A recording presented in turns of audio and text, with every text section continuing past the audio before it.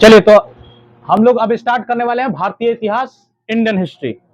Indian history क्यों पढ़ते हैं? इंडियन हिस्ट्री पढ़ने के लिए हम लोग किस चीज की तैयारी करेंगे कि इंडियन हिस्ट्री पढ़ना पड़ेगा, वर्ल्ड हिस्ट्री क्यों नहीं? तो याद रखना कि जब आपको वनडे एग्जाम देना होगा, कभी भी वनडे एग्जाम देना होगा, जैसे बिहार पुलिस हो गया, दरोगा हो गया, एसएससी का कोई भी एग्जाम हो गया, रेलवे हो गया, जो भी एग्जाम आपको देना है वनडे एग्जाम, उसके लिए सफिशिएंट रहता है इंडियन हिस्ट्री। ठीक है, तो आगे चलते हैं, इंडियन हिस्ट्री की बात करते हैं। इंडियन हिस्ट्री को कितने पार्टों में, मेजर पार्टों में बांटा गया है? 3 पार्टों में। कौन कौन पार्ट है? तो एंशिएंट इंडिया, प्राचीन भारत, दूसरा है मेडिवल इंडिया, मध्यकालीन भारत, और तीसरा है आधुनिक भारत, मॉडर्न इंडिया। यानी कि 3 पार्टों में बांटा गया है और 3 पार्टों को हम लोगों को एक एक करके पढ़ना है, जिसमें सबसे पहले हम लोगों को पढ़ना क्या है? प्राचीन भारत।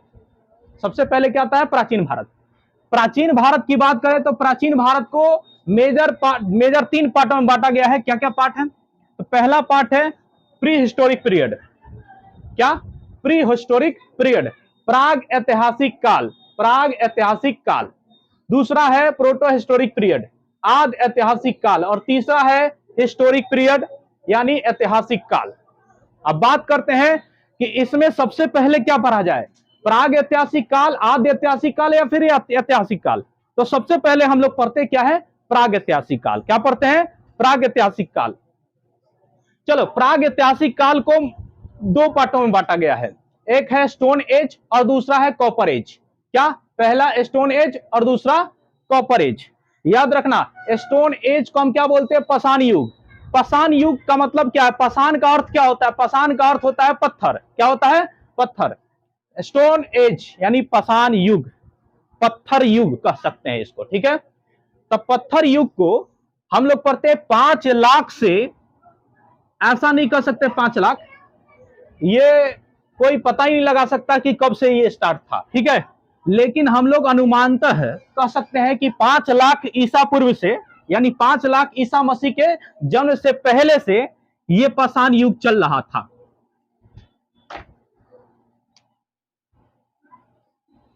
BC 5 लाख बीसी से लेकर के 2500 बीसी तक, 2500 बीसी तक के काल को क्या कहते हैं? पत्थर युग या पाषाण युग। ठीक है, और दूसरा बात करें, प्राग ऐतिहासिक काल दूसरा पार्ट है कॉपर एज, ताम्र युग। जब ये पाषाण काल चल ही रहा था, यानी पत्थर युग जब चल ही रहा था, तभी स्टार्ट हो गया ताम्र युग, यानी 3000 बीसी से 2000 बीसी तक, यानी 300 ईसा पूर्व से 200 ईसा पूर्व तक ये आप ताम्र युग कह सकते हैं। अब बात करें पाषाण युग की, तो पाषाण युगों को 3 पार्टों में बांटा गया है। कौन कौन पार्ट है? तो पैलियोलिथिक पीरियड, मेसोलिथिक पीरियड और नियोलिथिक पीरियड। यह है पैलियोलिथिक पीरियड, जिसको बोलते हैं हिंदी में पूरा पाषाण काल। क्या बोलते हैं? पूरा पाषाण काल। पूरा पाषाण काल का युग था 5 लाख बीसी से लेकर के 8000 बीसी तक। कब से कब तक? 5 लाख बीसी से लेकर के 8000 बीसी तक। मेसोलिथिक पीरियड की बात करें, यानी मध्य पाषाण काल की बात करें, तो मध्य पाषाण काल था 8000 बीसी से लेकर के 4000 बीसी तक। ठीक है, ये काल रहा। अब बात करें नियोलिथिक पीरियड की, तो नव पाषाण काल यानी कि 4000 बीसी से लेकर के 2500 बीसी तक के काल को ही क्या कहा गया? Neolithic period. अब बात करें पूरा पाषाण काल में क्या क्या घटनाएं घटी, तो पहले बात करें तो पूरा पाषाण काल में, पूरा पाषाण काल की बात करें, पूरा पाषाण काल 5 लाख से 8 लाख बीसी, 8000 बीसी तक ये युग था, जिसमें आग का आविष्कार हुआ। याद रखना कि पूरा पाषाण काल में किस चीज की? आग का आविष्कार हुआ। तो याद रखना कि आग का आविष्कार एग्जाम में पूछ लिया जाता है कि आग का आविष्कार किस काल में हुआ, तो पूरा पाषाण काल में हुआ। ठीक है, अगर आप बात करें मेसोलिथिक पीरियड, मध्य पाषाण काल की, तो इसमें हुई पशुपालन की शुरुआत। किसकी? पशुपालन की शुरुआत। तो याद रखना कि आपसे एग्जाम में पूछ लिया जाएगा कि पशुपालन की शुरुआत किस युग में हुआ था, तो मध्य पाषाण काल में। ठीक है, बात करें नव पाषाण काल की, नव पाषाण काल में कृषि की शुरुआत हुई। ठीक है, तो कृषि की शुरुआत हुई नव पाषाण काल में। अब बात करें प्राग ऐतिहासिक काल के, हम लोग पूरा पाठ देख लिए प्राग ऐतिहासिक काल। प्राग ऐतिहासिक काल में क्या कोई लिखित साक्ष्य मिला था जिससे ये पता लगाया जा सके? कि कितना साल क्या पुराना है। तो इसमें कोई लिखित प्रमाण नहीं है, इसमें कोई लिखित प्रमाण नहीं है और ना ही कुछ पढ़ा जा सका है। जब लिखित प्रमाण ही नहीं मिला तो क्या पढ़ा जा सका।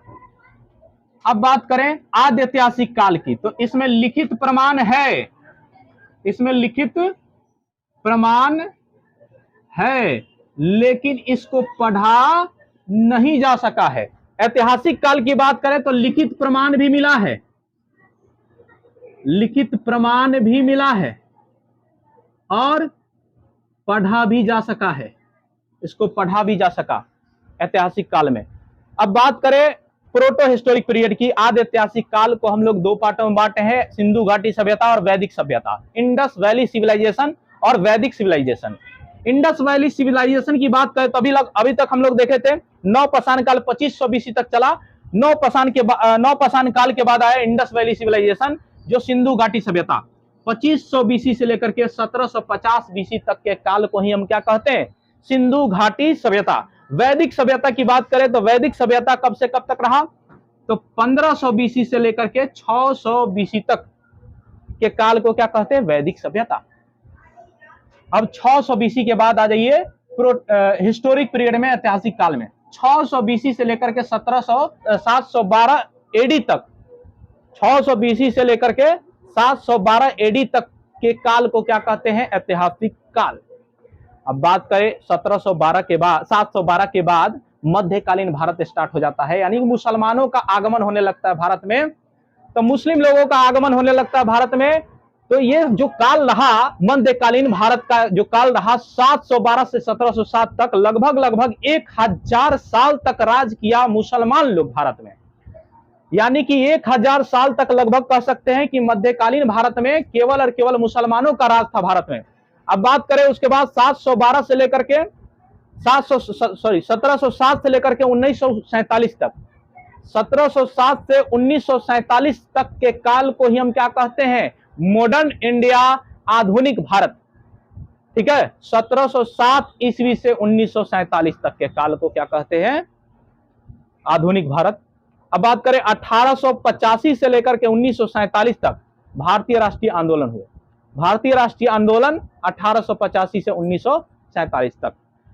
तो बच्चों उम्मीद करते हैं कि आप लोगों को बेहतर समझ में आया होगा। ये था आप लोगों का इतिहास का पहला क्लास, और पहला क्लास में हम लोग समझे सिलेबस के बारे में कि क्या पढ़ना है इंडियन हिस्ट्री में। ठीक है, तो कल से हम लोग स्टार्ट करेंगे मध्यकालीन भारत। तो पहले हम लोग स्टार्ट करेंगे मध्यकालीन भारत, ठीक है, क्योंकि सबसे ज्यादा एग्जाम में पूछे जाने वाले, बिहार पुलिस में सबसे ज्यादा पूछा जाता है मध्यकालीन भारत से सवाल पूछा जाता है, इसलिए मध्यकालीन भारत पहले पढ़ना जरूरी है। एंशिएंट इंडिया से कम, ज्यादा से ज्यादा पूछा जाएगा तो 1 से 2 सवाल पूछा जाता है, इससे ज्यादा सवाल नहीं पूछा जाता है, इसलिए सबसे पहले हम लोग स्टार्ट करेंगे मध्यकालीन भारत। तो आज की सेवा यहीं तक, लेते हैं छोटा सा ब्रेक और मिलते हैं छोटे से ब्रेक के बाद कल।